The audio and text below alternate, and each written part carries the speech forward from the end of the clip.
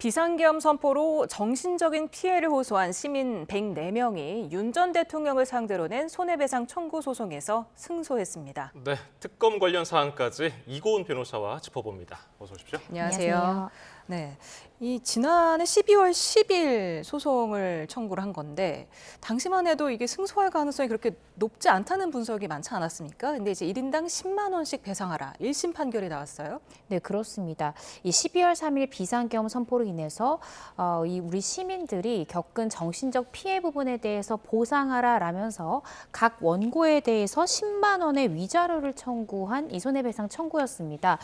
당시 사실 법조계에서는요, 이러한 손해가 조금 모호할 수 있기 때문에 손해를 규명하기 조금 어려울 것이고 또 비상계엄으로 인한 스트레스 내지는 정신적 손해다. 이것을 인과관계가 인정되기가 조금 어려울 것이다라는 예측들도 많았는데 그러한 예측과 달리 승소 판결이 나왔고요. 심지어 전부 승소가 나왔습니다. 그 재판부는 이 12월 3일에 있었던 이 비상계엄 자체가 절차적으로도 실체적으로도 위법하다라고까지 판시했고요.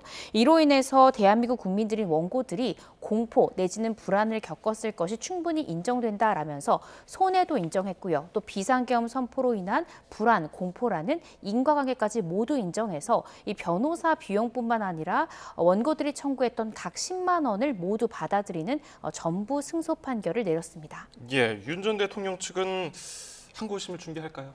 저는 그럴 것 같습니다. 사실 지금 원고의 숫자가 104명이거든요. 그렇다라고 한다면 현재로서는 한 1,040만 원밖에 불과하지 않지만 아마 이 보도 내용을 보시고 다도 그러면 10만 원을 청구할 수 있지 않을까라고 생각하는 국민들이 굉장히 많을 것 같거든요.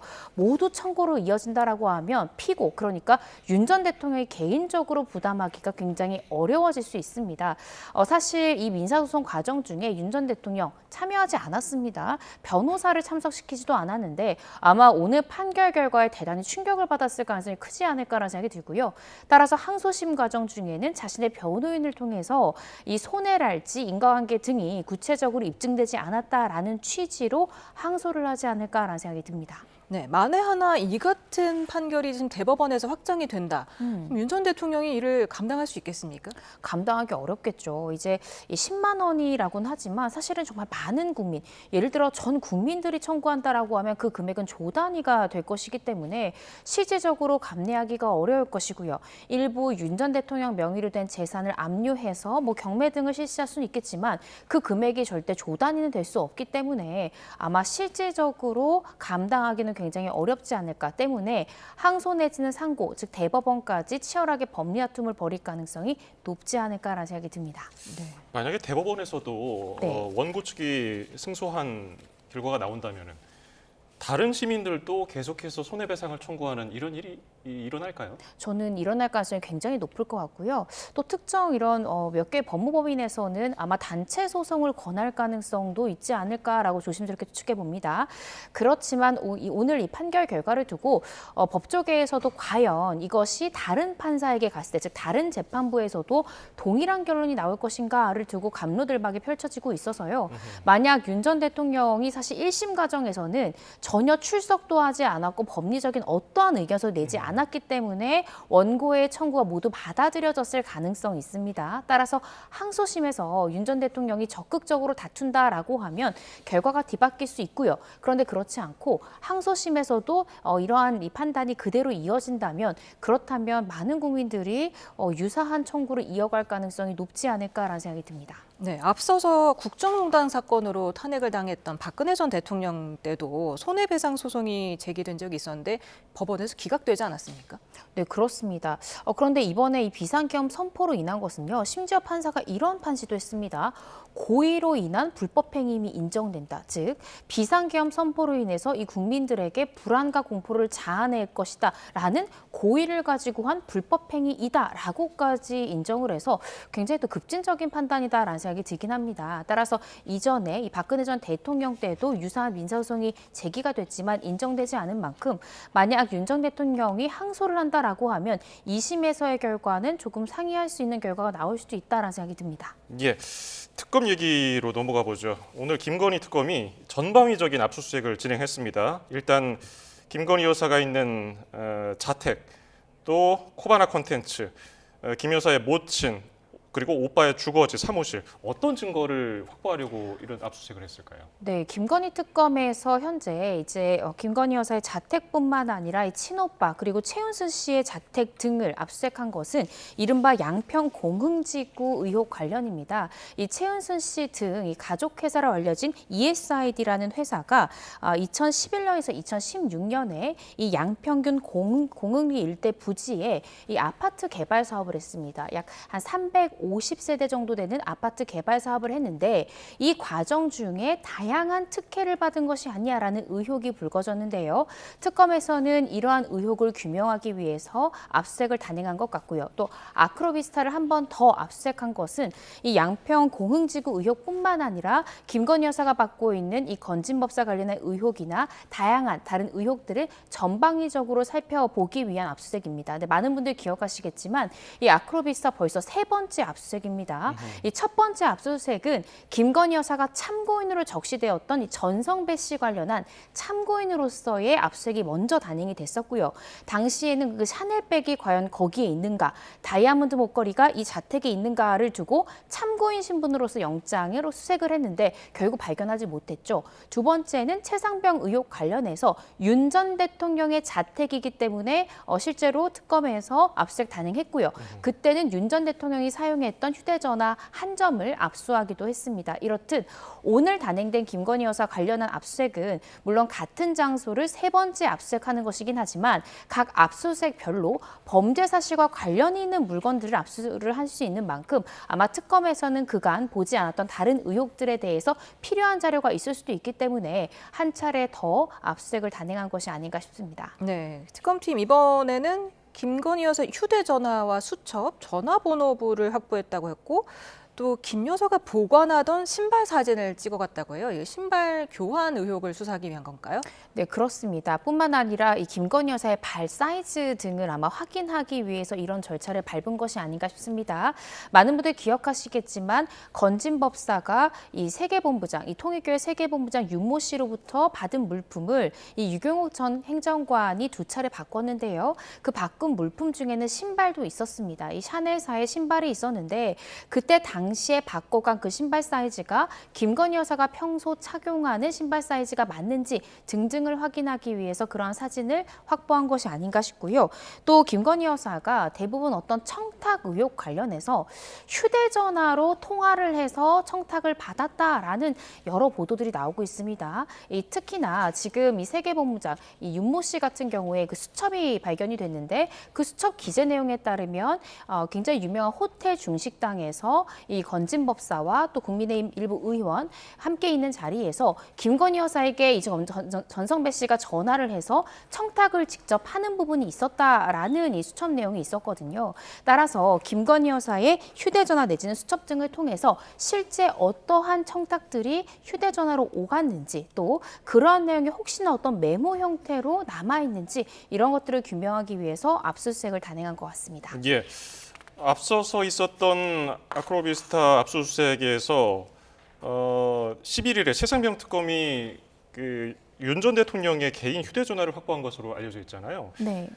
그러면 거기서 만약에 비밀번호 얼굴 인식 잠금이 걸려져 있어서 포렌식에 어려움을 겪으면은 앞으로 특검은 좀 난항을 겪게 됩니까? 어떻게 됩니까? 네, 실질적으로 제가 특정 휴대전화사를 말하기는 좀 그렇지만 이 특정 휴대전화 같은 경우에는 비밀번호를 풀기가 대단히 어렵습니다. 그렇지만 불가능한 것은 아닙니다. 대검찰청에서도 각 브랜드별 이 휴대전화마다 이 신규 기종이 나올 때마다 휴대전화의 비번을 풀 수 있도록 다양한 프로그램들을 개발하고 있는데요. 현재 윤 전 대통령에 대해서 최상병 의혹을 지금 수사하는 특검팀이 이 윤 전 대통령 사용 휴대전화를 압수를 했다는 것이고요. 그 해당 이 휴대전화에는 비밀번호가 걸려 있다는 겁니다. 결국 페이스 아이디, 그러니까 이 얼굴 인식이 불발됐을 때는 결국 비밀번호를 누르면 풀리는 것인데 그 비밀번호를 주는 부분에 대해서 윤 전 대통령이 협조하지 않았기 때문에 이 대검찰청 포렌식팀에서는 이 비밀번호를 찾기 위해서 아마 전산을 계속 가동하면서 통해서 비밀보도를 수색하는 그런 절차에 나설 가능성이 높습니다. 실제적으로 이전에 이 최순실 특검 때도 이 최순실 씨가 사용하던 이 태블릿 PC도 이 비밀번호가 걸려 있었는데 그때도 이 대검찰청 과학수사대에서는 결국 풀었습니다. 그래서 시간이 걸리는 것일 뿐이지 불가능한 것은 아니기 때문에 제가 조심스럽게 추측해보자면 현재는 압수한 지가 얼마 지나지 않아서 시간이 다소 걸리지만 경우의 수가 6자리이기 때문에 굉장히 많습니다. 그래서 시간이 걸릴 뿐 결국에는 풀릴 수 있다라는 생각이 듭니다. 네, 오늘 압수수색 대상에는 국민의힘 김선규 의원이 포함이 됐습니다. 당시에 양평 군수였는데요. 어떤 의혹을 지금 정조준한 겁니까?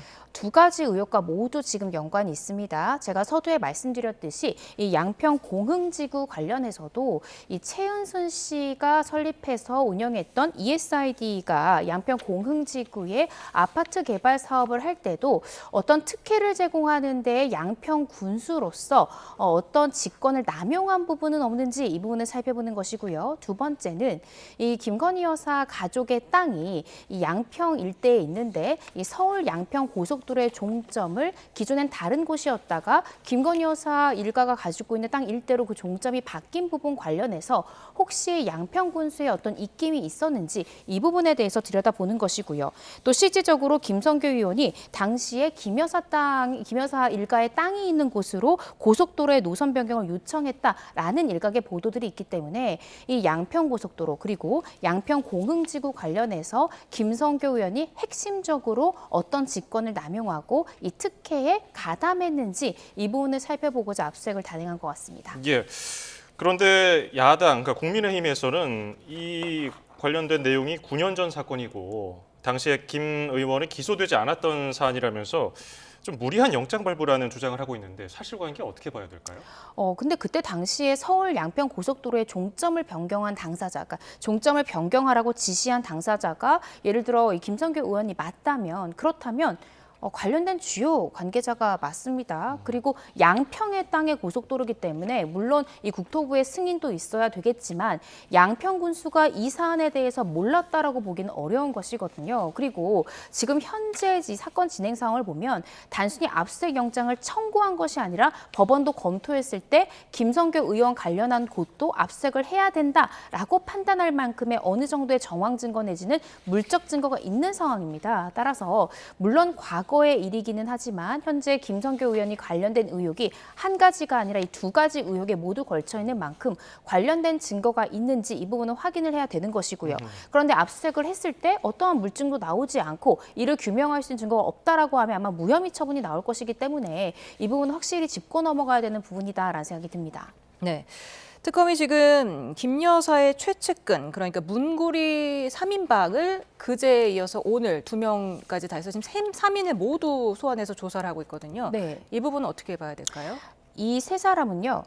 같은 날 조사를 해야 됩니다. 왜냐하면 이 세 사람은 제 개인적인 추측이지만 동일한 변호인의 법적 조력을 받을 가능성 대단히 높습니다. 왜냐하면 이 세 사람에게 특검이 물어볼 질문들이 유사할 것이기 때문이고요. 또 이 세 사람의 진술이 얼마나 같고 다르냐가 이 조사의 성패를 결정할 수 있는 중요한 부분입니다. 따라서 이 세 사람을 각각 다른 날, 심지어 일자의 간격이 상당히 떨어진 날짜로 부르게 된다면 이 세 사람, 예를 들어 A 씨가 먼저 조사받고 나서 이 검찰에서 어떤 걸 묻더라라는 것을 B 씨에게 전달할 수 있고 또 B 씨가 이를 대비해서 자신의 조사 이후에 C 씨에게 넘길 수도 있기 때문에 특검에서는 이런 부분들을 아마 감안해서 지금 조사 순서들을 이제 같은 날 최대한 부르거나 가까운 날과 붙여서 조사 일자를 잡은 것이 아닌가라는 생각이 듭니다. 예. 그리고 또 관심을 받은 인물 이상민 전 행안부 장관 내란 특검이 피의자 신분으로 소환해서 조사 중인데 어떤 걸 물어볼 것인가, 언론사에 대해서 단전 단수 지시한 혐의를 받고 있기 때문에 이 부분, 그리고 CCTV를 확보했는데 특검이 계엄 당일에 이 전 장관이 어떤 문건을 챙기는 모습을 확인했다는 거예요? 네, 그렇습니다. 이상민 전 행안부 장관 같은 경우에 받고 있는 혐의 총 2가지로 정리해 볼 수 있습니다. 말씀 주신 대로 첫 번째 위증 혐의 받고 있는데요. 지금 화면에서 나오는 것처럼 이 전 장관은 이 탄핵 심판 증인 신문 과정에서 이 계엄 선포 관련한 특히 단전 단수 지시 관련한 쪽지에 대해서 나는 직접 받은 게 아니라 멀리서 봤는데 그 쪽지 내용 중에 단전 단수 부분이 있더라라는 취지로 마치 본인은 비상계엄 관련한 서류를 전혀 직접 직접 받지 않은 것처럼 증언을 했습니다. 그런데 이 특검에서 이 당시의 집무실이랄지 대통령실 CCTV를 확인해 보니 그 쪽지 내지는 비상계엄 관련한 문건을 들고 이 한덕수전 총리와 또 서로 이야기를 나누면서 토의하는 장면이 나왔다는 겁니다. 따라서 이 전 장관이 그간 탄핵 심판에서 증언한 내용과 CCTV 내용이 전혀 배치되는 상황이기 때문에 이 부분에 대해서는 허위 증언이다라고 특검에서 보고 있는 것이고요. 두 번째는 이 단전 단수 지시 관련해서 이미 며칠 전에 허석훈 소방청장에 대해서도 조사를 단행한 바 있는데요. 지금 특검에서는 이 비상계엄 선포 당시에 이상민 전 행안부 장관이 허석훈 청장 등에게 주요 언론사에 대한 단전 단수 지시를 함으로써 이 내란 행위에 있어서 방조, 가담 내지는 중요 임무를 수행했던 것이 아니냐라는 의혹을 들여다보고 있는 것입니다. 지금까지 나온 내용에 따르면 이상민 전 장관 진술 거부권 행사하지 않고 대체로 질문에 답변을 한다라고 지금 나오고 있는데요. 그렇지만 답변을 하더라도 저는 인정하는 진술이 아니라 혐의를 부인하는 진술을 할 가능성이 대단히 높다라는 생각이 들고요. 허석훈 청장 같은 경우에는 단전 단수 지시가 있었지만 구체적 워딩 자체가 이 경찰에서 이런 협조 요청이 오면 협조를 해줘라 정도의 얘기를 들었다라는 것이니 과연 이 정도만으로 이 내란 행위에 있어서 중요 임무 종사인 것인지 또 직권 남용까지 해당하는 것인지에 대해서 이상민 전 장관의 혐의를 법리적으로 부인할 가능성이 높지 않을까라는 생각이 듭니다. 네, 국회 상황도 조금 짚어보겠습니다. 박찬대 민주당 당권 주자가 지금 국민의힘 의원 45명이 윤석열 내란 사태에서 인간 방패 역할을 했다면서 네. 제명 촉구 결의안을 제출했습니다. 이게 본회의를 통과할 가능성이 있어 보입니까?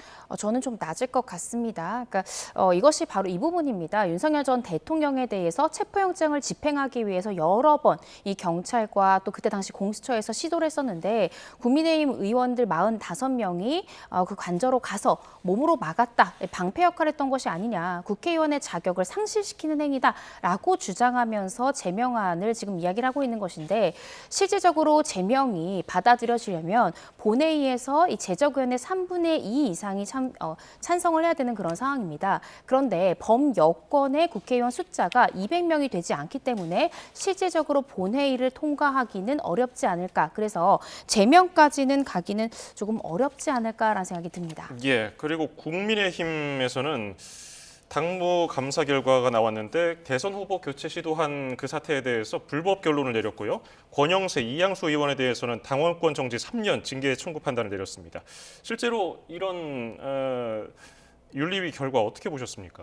사실 이 부분이 이제 6월 3일에 있었던 대선을 앞두고 김문수 후보를 이제 한덕수 전 총리로 후보를 교체하기 위한 시도를 두고 그때 당시에서도 많은 이 정치 패널들이 나와서 이것이 이 당원 74조 2항에 과연 해당하는 상황인가를 두고 정말 많은 토론들이 벌어졌습니다. 이게 지금 관련된 규정이 당원 74조 2항인데요. 상당한 사유가 있는 경우에 대통령 후보자 선출에 관한 사항은 대통령 후보자 선관위가 심의하고 이 최고위, 비대위에서 의결로 정한다라고 되어 있습니다. 그런데 상당한 사유가 있어야 되는데 그때 당시에 어떠한 상당한 이유가 있었다라고 인정되기가 조금 어려워서 그때도 제가 기억하기로는 국민의힘 의원 측에서의 패널들도 이것은 조금 무리한 이 후보 교체 시도다라는 이야기가 나왔었는데요. 이번에 이 당원권 3년 정지라는 이 중징계 청구를 의결한 부분은 이후에도 이것을 받아들였을 경우에 어떠한 개인적인 사유 내지는 다른 사유로 정당하게 경선을 거쳐서 선출된 후보들이 또다시 교체당할 수도 있기 때문에 이 부분은 엄격한 징계가 필요하다라는 취지입니다. 그래서 그러한 취지가 저는 충분히 납득적이라고 생각이 들어서요. 이 부분에 대한 결과를 조금 더 지켜봐야 될 것 같습니다. 예, 오늘 도움 말씀 여기까지 듣죠. 이고은 변호사였습니다. 고맙습니다. 감사합니다.